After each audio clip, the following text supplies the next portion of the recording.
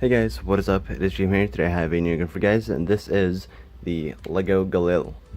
So I've never actually made this gun. This is the first time I've actually tried to design anything for this gun and make it. So I started off making it in LDD. So this means that I have the LDD file for this. So if we can get to 60 likes, then I'll end up releasing the LDD file, and then you guys could use it, of course, if you give credit. So yeah, I feel like this gun turned out really well. There's not really too much super special about it, but it just looks really nice, and a lot like the Galil. So let's go over it here. We have the stock, which is a tube stock, pretty similar to the Type 89 stock, which you guys can go check out if you want to. So this one doesn't fold. It's just static, and it's meant to just look good, so it does look pretty good with the light gray tubes and then the dark gray back here. So nothing too special, nicely sloped. We have the gold button here. I use gold just because it looks fun, I guess, and it doesn't have studs like the other round plates. On the other side we just have a screw detail right there.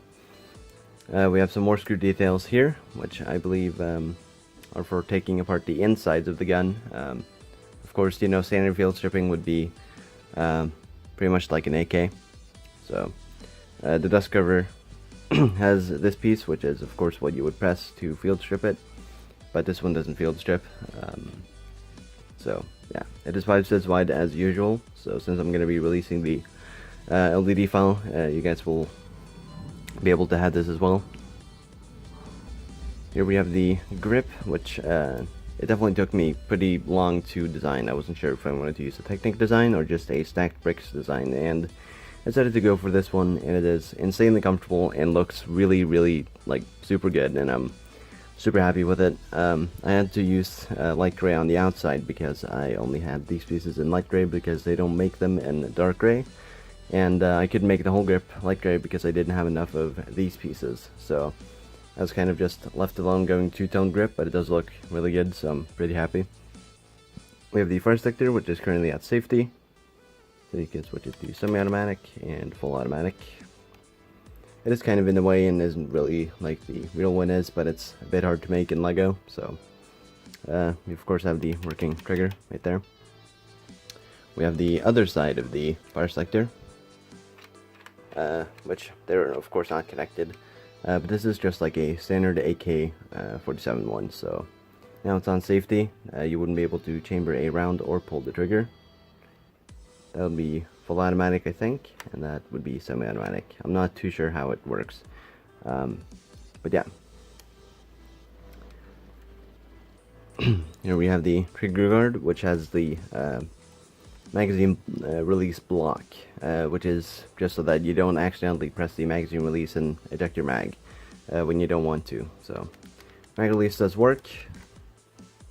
Here's the magazine, which this one is not included in the LDD file, so if I end up releasing the file, you guys will just have to use this one, so you can kind of just look at the layout of it, and then you can make it just like this. So it is pretty crucial to have the hook there and this indented piece, which is just to have the magazine release lock in there.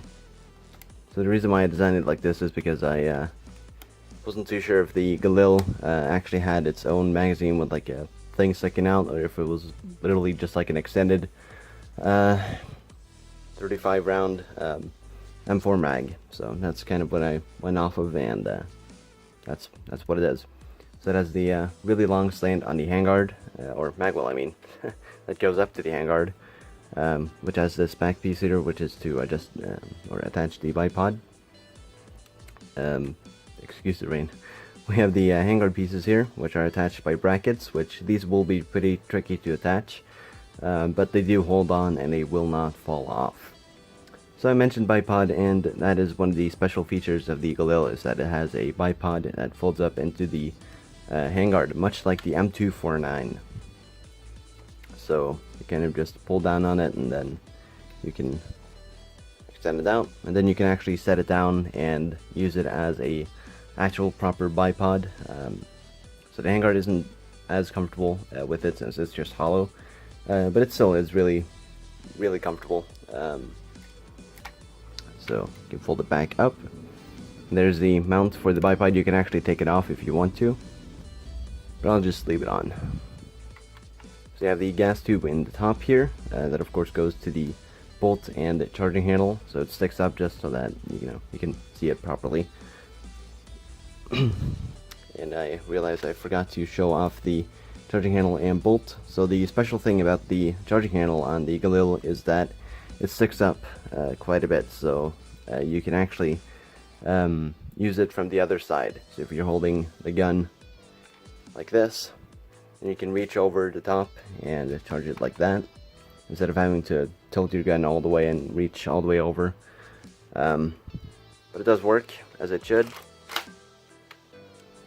The dust cover is a tiny bit unsturdy, but it does still work, and I'm really happy with how smooth it is. So here we have the rear sight, which I had quite a lot of fun designing. I wanted to make sure that I got the arch pieces here, so it looked pretty good, and then these pieces to make this kind of channel in the middle, and then having the standard ring using this kind of hook piece that we use for crane stuff and Lego. And those are the iron sights right there. Oops. So the front sight is pretty nice. I decided to go with this one instead of the round design because I felt like it didn't really fit too much to have the round one. So we have the barrel, which is nothing too special. It's got some plates on the sides for detail purposes, and there's the muzzle right there. And I think that is pretty much it. There's nothing too special to this gun. It is just a Galil with some really nice looks and nice functions. Super comfortable model, so I would really recommend leaving a like on this video to then have the file be delivered to you guys for free. And also make sure to click the bell so you can actually see when I put out guns, because YouTube is quite stupid. So that is pretty much it. Thank you guys so much for watching, and I'll see you guys. Goodbye.